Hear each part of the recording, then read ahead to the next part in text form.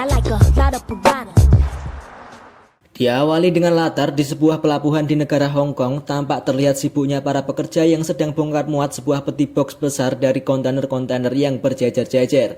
Dan terlihat bahwa isi peti box itu adalah sebuah artefak kuno. Namun tanpa mereka sadari, satu persatu dari mereka terculik oleh orang misterius. Hingga tiba-tiba... Ya, Jackie Chan atau yang berperan sebagai Lee muncul. Ia menodongkan pistol ke arah bos dari para pekerja itu. Ia bernama Seng. Di situ Lee juga menanyakan keberadaan seorang yang bernama Juntao yang menjadi target utama Lee.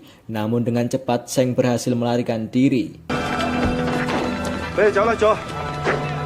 Scene beralih ke sebuah acara pertemuan pejabat penting antara pemerintahan Cina dan Inggris yang sedang merayakan pesta makan malam dalam rangka perpisahan. Di situ ada orang yang berambut putih, kita sebut saja bernama Thomas, dan seorang konsulat negara Cina yang bernama Han. Lalu tak lama Lee datang dan memberi info nemasih kepada konsul Han bahwa ia berhasil menggagalkan pencurian artefak warisan Cina yang sangat berharga itu. Lalu Lee bertemu dengan bocil yang bernama Suyong. Ia merupakan anak dari konsul Han.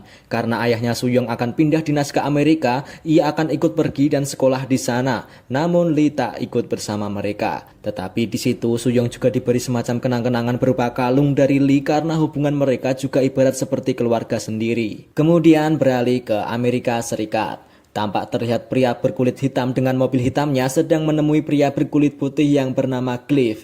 Pria hitam itu bernama Carter yang merupakan seorang polisi dari LAPD. Mereka berdua ternyata sedang melakukan transaksi sebuah barang yang ternyata barang itu adalah sebuah bom C4 yang tersimpan di bagasi mobil Cliff. Namun tanpa mereka sadari, dari belakang mereka tampak ada Pak Pol yang mencurigainya dan langsung memergoki mereka berdua.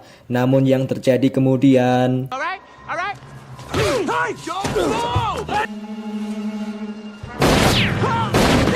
Lalu Carter menembaki Cliff yang berusaha kabur menaiki mobilnya yang menyimpan C4 di dalamnya itu. Namun saat belum kabur terlalu jauh dari lokasi itu, yang terjadi adalah...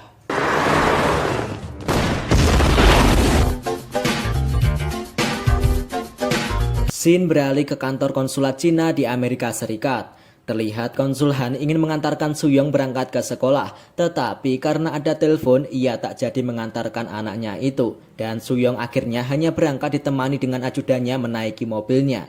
Saat di tengah perjalanan, anehnya ada petugas polisi yang mengarahkan mobil mereka tidak sesuai dengan arah lalu lintas normal seperti yang lainnya, dan diarahkan ke jalan yang sepi. Lalu tiba-tiba mereka dihadang oleh mobil polisi yang ternyata ia adalah Seng. Lalu yang terjadi kemudian adalah...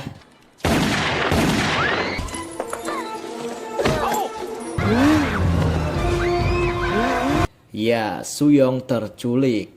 Beralih ke kantor polisi LAPD. Di situ Carter terlihat sedang bercanda dengan rekan-rekannya. Kemudian datanglah seorang polisi wanita yang bernama Johnson. Di situ Johnson diperintahkan atasan untuk menjadi partnernya Carter. Karena Carter sedang diambang mendapatkan hukuman skors akibat ulahnya bikin kekacauan kemarin dengan Cliff. Namun Carter tetap kukuh tidak ingin mempunyai partner selama bekerja alias ingin menjadi solo player. Sementara itu, konsul Han yang berada di sebuah gedung GNI yang sedang mempersiapkan untuk sebuah acara pameran artefak Cina tiba-tiba dihampiri oleh dua orang agen dari FBI. Mereka adalah Warren Rush dan Whitney. Mereka melaporkan kepada konsul Han bahwa Suyong telah diculik. Investigasi dan rencana pencarian Suyong kini telah disiapkan. Namun konsul Han request kepada FBI bahwa ia ingin ada salah satu agen dari Hong Kong yang ikut membantu menangani kasus ini. Dan agen itu sudah berangkat menuju ke Amerika. Ya, agen yang dimaksud adalah Lee. Tetapi kemudian Warren dan Whitney ini merasa nggak serk atau nggak suka jika ada pihak lain yang ikut campur menangani kasus ini selain FBI. Akhirnya mereka menelpon kepala LAPD yaitu Kapten Deal agar mengirimkan satu petugas dari LAPD untuk membantu mencegah entah bagaimana caranya agar agen dari Hong Kong yang dimaksud adalah Lee ini tidak ikut campur. Awalnya Kapten Deal menolak, akan tetapi... It's a disgrace to... You won the case. FBI want me? That's right. A big case for the FBI. Dengan kegirangan, Carter pun bersedia dan langsung meluncur ke kantor konsulat Cina. Dengan pedenya ia berlagak seperti orang penting FBI. Padahal ya sudahlah. Okay boys, what do we got? Have we checked the consul personal records yet? James Carter, FBI. Warren, he's here for the Saat berbincang dengan Warren, di situ Carter diberitahu tentang job desk-nya. Ya meskipun nyocrot wae karena ia nggak mau bekerja dengan partner, tapi mau gimana lagi tetap diiyakan karena biar terlihat keren bekerja dengan embel-embel FBI. Case. What the hell I supposed to do with him? Take him to the zoo? I don't give a damn. Seketika itu Carter langsung menuju ke bandara untuk menjemput Lee. Ketika pesawat Lee datang, I'm Detective Carter. Do you speak any English? I cannot believe this shit. Put your bag in the back. entah kenapa sepertinya Lee sengaja mengerjai Carter dengan pura-pura nggak bisa bahasa Inggris. Lalu Carter menjalankan tugasnya yaitu membawa Lee pergi entah pokoknya kemana yang intinya menjauhi kantor konsulat dan agar Lee tidak ikut membantu misi pencarian Suyong. I'm warning you, man. You better call the FBI. I'm gonna drop his ass off at Panda Express. You and Mr. Lee will have a nice time together. Di situ Lee dibawa pergi ke sebuah tempat seperti area Chinatown. Namun saat Carter lengah sedikit yang terjadi adalah I didn't tell you nothing.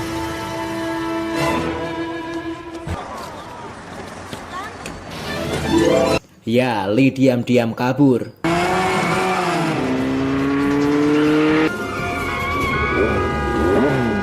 Stay in the car. Hey, what you doing? Dan setelah ditodong pistol oleh sopir taksi, akhirnya Lee mau berbicara. Ia meminta kepada Carter agar diantar ke kantor konsulat dan bertemu dengan konsul Han.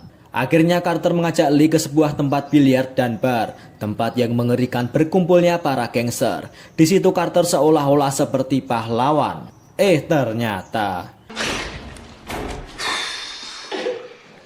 mereka itu adalah teman Carter sendiri dan Carter hanya berpura-pura saja. Walah, kampret. Tampaknya Carter masih belum kapok dan Carter membawa Lee pergi lagi seperti momong anak diajak muter-muter gak jelas dan itu hanya membuang-buang waktu Lee saja. Ketika kesabaran Lee sudah habis dan ya wes gini akibatnya rasakno. Got you a beef and bean burrito.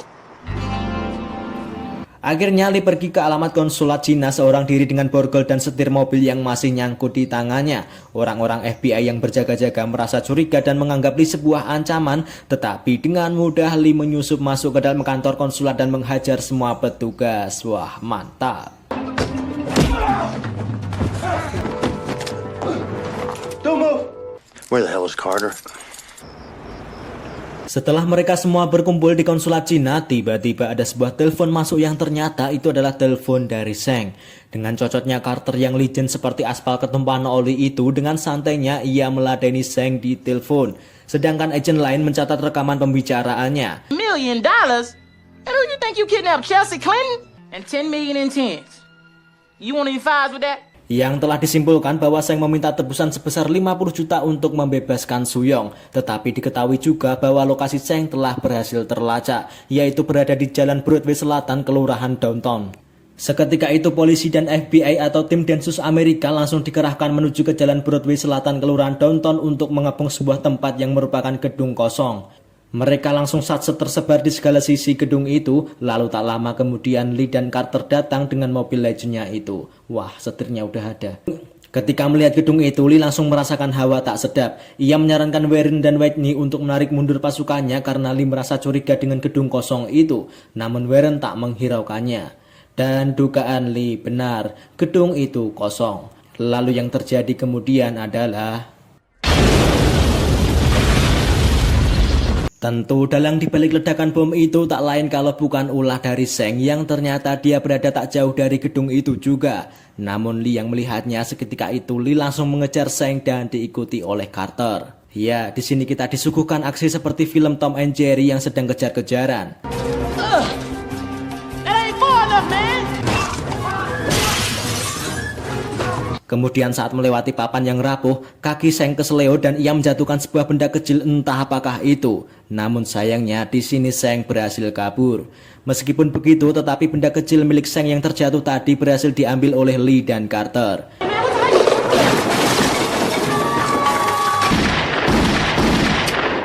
Kemudian Carter mengajak Lee ke kantor LAPD untuk bertemu dengan Johnson yang kebetulan Johnson saat itu sedang latihan untuk menjinakkan buaya. Maksudnya untuk menjinakkan bom.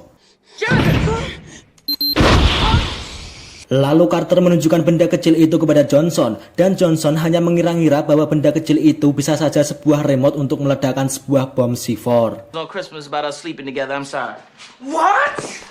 Setelah mengetahui info itu, Carter langsung mengajak Lee ke sebuah penjara malam itu juga dan menemui teman lamanya yaitu Cliff. Apakah kalian masih ingat? Ya, si penjual bom.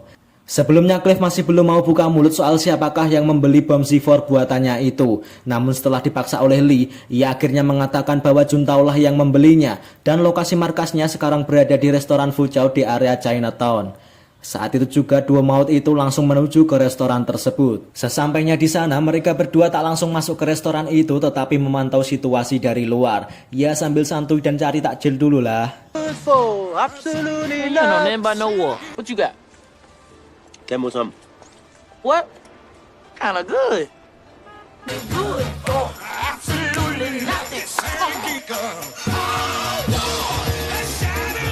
Namun sementara itu situasi di kantor konsulat, konsul Han mendapatkan telepon dari Seng bahwa transaksi penebusan Suyong terus berlanjut.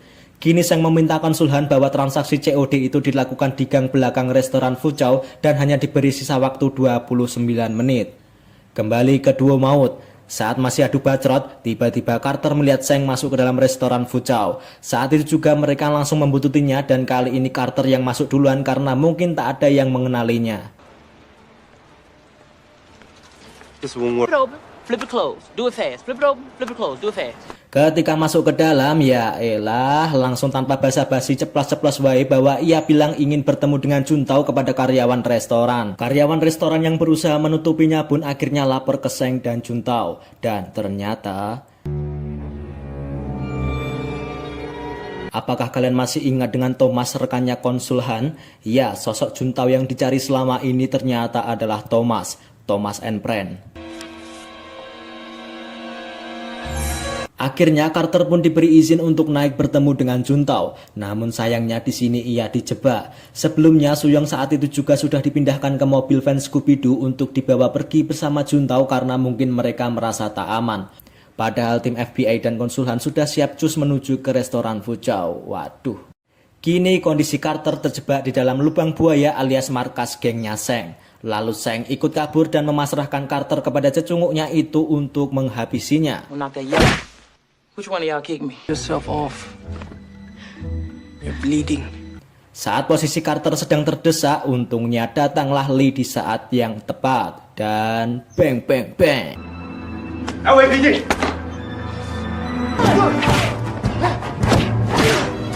Watch out!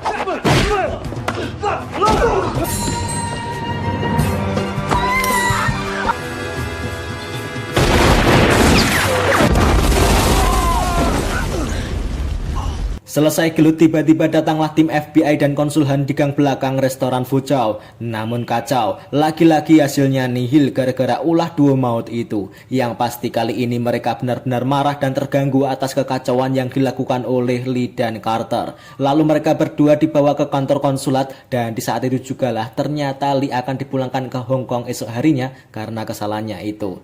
Begitupun dengan Carter, karena Lee pulang maka tugas ia pun selesai. Namun tiba-tiba konsul Han mendapatkan telepon lagi dari Seng yang dimana Seng merubah jumlah tebusannya menjadi 70 juta. Sorry, man. Be sorry for Suyong. Keesokan harinya konsul Han kedatangan tamu agung yaitu Thomas and Friend atau Juntao yang bermuka dua. Sok-sokan peduli. Dan konsul Han mendapatkan telepon lagi dari Seng bahwa transaksi penebusan itu akan dilakukan di gedung pameran GNI di malam hari nanti saat pameran situs sejarah Cina itu digelar. My advice to you is pay the money.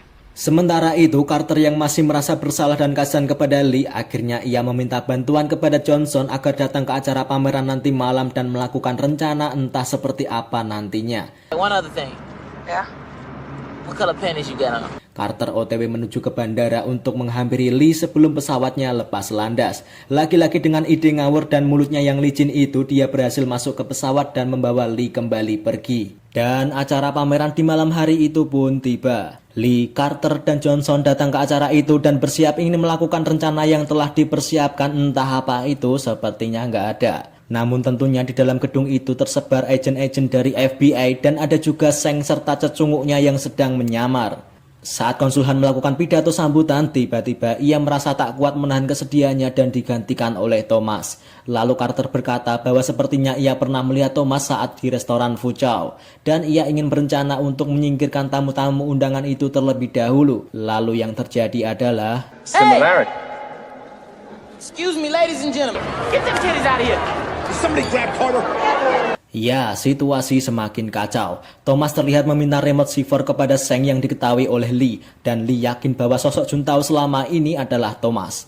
Dan benar, Thomas mengancam akan meledakkan C4 yang terpasang di tubuh Suyong jika tidak menuruti apa perkataannya. Namun sementara itu, diam-diam Carter berhasil menyelinap keluar dan menuju ke mobil tempat Suyong disekap. All over this place.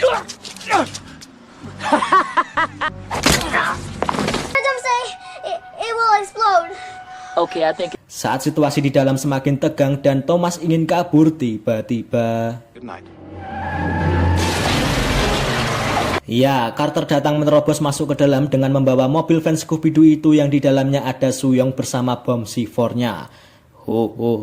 Inilah senjata makan tuan. Bom itu digunakan Carter dan Suyong untuk mengancam balik mereka. Push the goddamn button. Push the goddamn button. Namun baku tembak pun terjadi.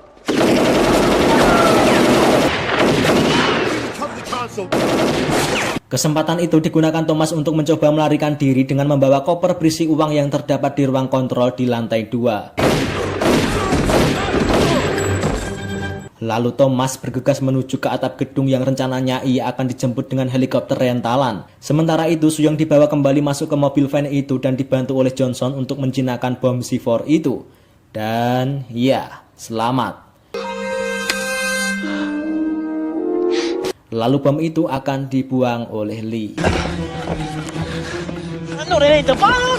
Wait, I go that way. All right, go. Don't shoot! Saat keributan masih terjadi, Seng juga berencana untuk kabur. Ia menuju ke lantai 2 dan masuk ke dalam ruang kontrol untuk mengambil sejumlah uang juga. Walah. Namun Carter datang dan mencoba menghalangi Seng. Dan yang terjadi adalah... What you say? Fight like a man. Mantap, dendam pun terbalaskan. Seng pun tewas. Wipe yourself off, man. You dead. Kini tersisa hanyalah Thomas yang sedang dikejar oleh Lee. Ia menuju ke atas dengan melewati tangga darurat. Namun saat Lee hampir terjatuh, tiba-tiba...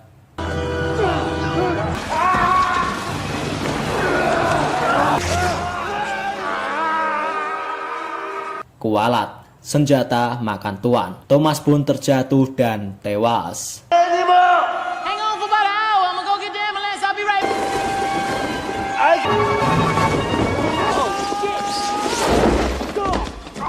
Kini akhirnya Suyong telah kembali ke ayahnya dengan selamat. Ya, itu semua berkat aksi ngawur namun hoki yang dilakukan oleh duo maut itu. Kini tugas mereka pun selesai. Scene beralih ke bandara. Saat Lee ingin kembali ke Hong Kong, Carter pun ikut dengannya karena ingin holiday sekalian. Namun saat sebelum check-in, Carter diberi tawaran dari Warren dan Whitney untuk bergabung menjadi bagian dari tim FBI. Namun Carter menolak mentah-mentah dan tetap ingin menjadi LAPD sama seperti mendiang ayahnya. Bitch. 15 hours? 15 hours? Oh, hell no. Dan film pun selesai.